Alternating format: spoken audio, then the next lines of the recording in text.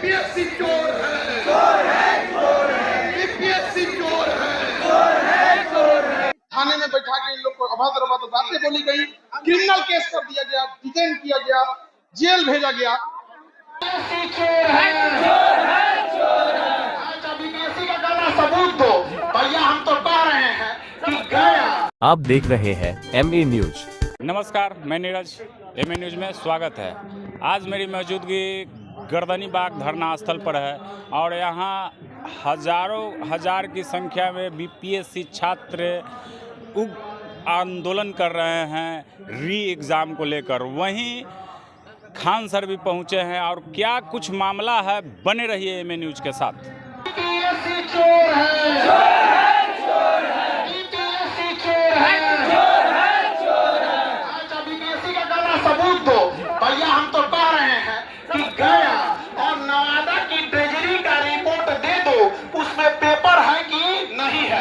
अरे भाई साहब, हम स्पष्ट बोलते हैं कि गया और नवादा के ट्रेजरी से पेपर नहीं, हमारे बच्चों का भविष्य छीना गया था, वहाँ इनके भविष्य को गाड़ दिया गया जमीन पे। ऐसा हम नहीं होने देंगे।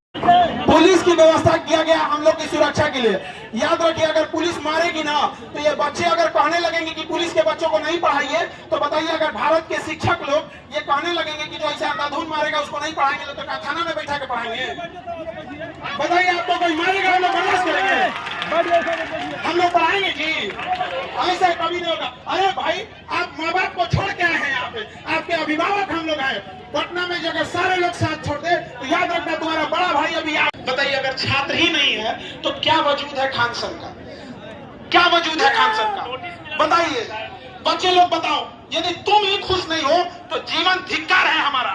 तुम्हारी लड़ाई के लिए चाहे जिससे लड़ना पड़े लड़ने की। नहीं, नोटिस का जवाब देना एक कानूनी प्रक्रिया होती है, उसके जवाब देने में हम लोग थे। अब तो कोई वकील तो है नहीं यहाँ पर, और सरकार जिस तरह से तानाशाही और अपना रही है, और पुलिस जिस तरह से इनको लाठी मारी है और जेल भेजी है, और हम लोग आपको कहते हैं कि अगर नहीं होगा तो हम ही लोग वकालत कर लेंगे और खुद वकील बन जाएंगे। चाहते कि नहीं? हम ही लोग वकालत कर लेंगे और हम लोग ऊपर अगर जेल होता है तो जेल पुलिस करेगी, जेल हम लोग कराएंगे।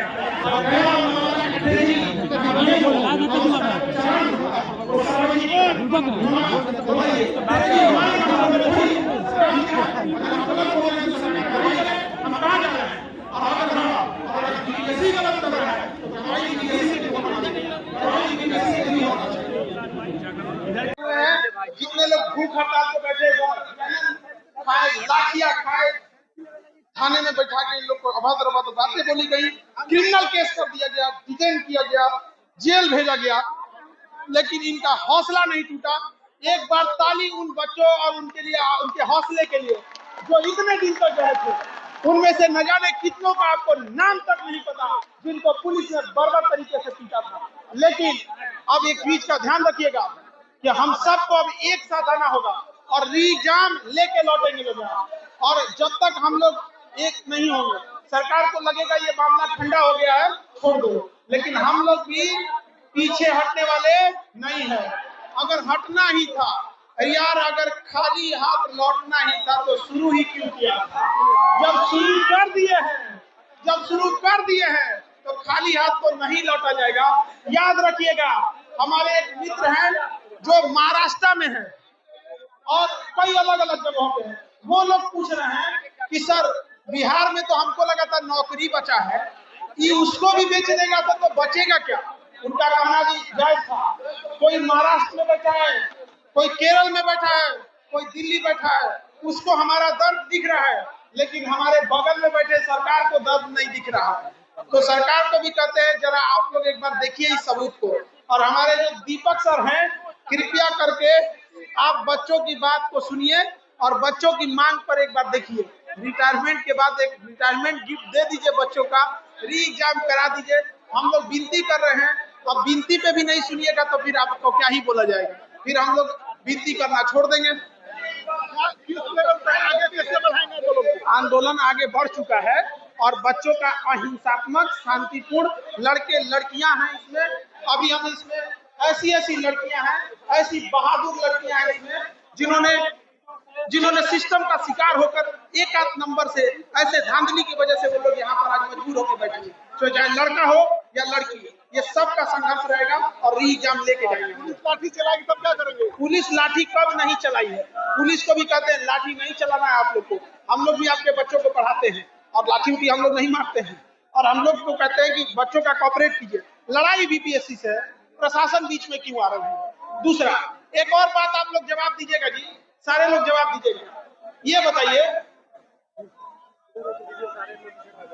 एक बात का जवाब आप लोग दीजिएगा, जब बीपीएससी इंडिपेंडेंट है, जब बीपीएससी स्वायत्त है, तो जब हम लोग बीपीएससी को गरिया रहे हैं तो सरकार को काहे दर्द हो रहा? भाई आप तो हम लोग के साथ मिलके गरियाओ, हम लोग के साथ करो, उसका लंका ढाओ हम लोग के साथ। ये बीपीएससी सरकार का थोड़ी है। जब बीपीएससी स्वायत्त है तो उसकी धांधली क्यों बचाओ, उसका बचाव सरकार क्यों कर रही है? ज्यादा कॉन्फिडेंस क्यों है? आपको लगता है री एग्जाम होगा?